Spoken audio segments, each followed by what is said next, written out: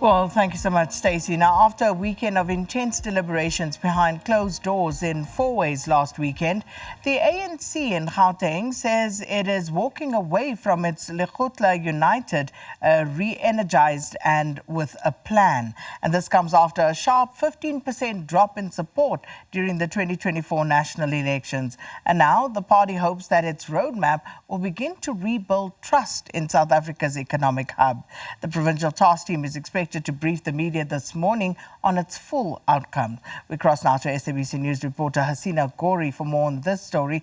Hasina, good morning. So, we saw the ANC coming down rather harshly on the provinces of Gauteng and KZN because of that election outcome last year. But they say, and so we hear that they are now renewed as the Gauteng provincial leadership. But talk to us about what you're hearing and what's to be expected. Good morning, Sakina. And as you mentioned, the ANC really came down harshly on the two provinces for their results, the worst that they've ever seen in the electoral results, in their time in the last 3 decades. And Gauteng specifically, what we've seen is that two-day Lekgotla that took place last weekend behind closed doors. The first time the provincial task team came together after the Provincial Executive Council was disbanded and a new executive was then recreated with Panyaza Lesufi being co-convener.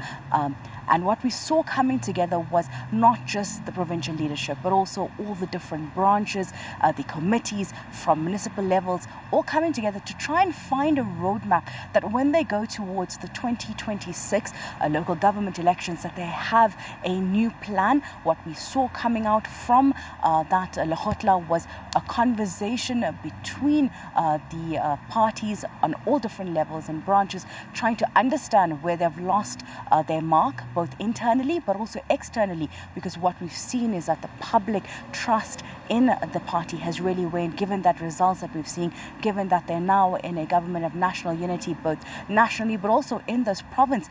And Panyaza Lesufi really reiterating that one of their main plans is to go back to basics, to go back to infrastructure, to issues of service delivery, which we've seen that collapse and decay of the economic hub of the country of Gauteng, but also of the city of Johannesburg and various different other municipalities that are under this province, saying that what they're hoping to come together is listen to the electorate, listen to the people on the ground, to go back and ensure that what they promise to deliver is what they will do so, but also hearing from the ANC spokesperson saying that what they've seen over that last 2 days in those plenaries, in the committees, was that there was a unity, there was no divisions, that there was no ambiguity, and that they seen a kind of collectiveness in this province to rebuild the party, but also to ensure that they have a clear plan. We're hoping to get more on that in the briefing that's expected to take place this morning here at the Ruth First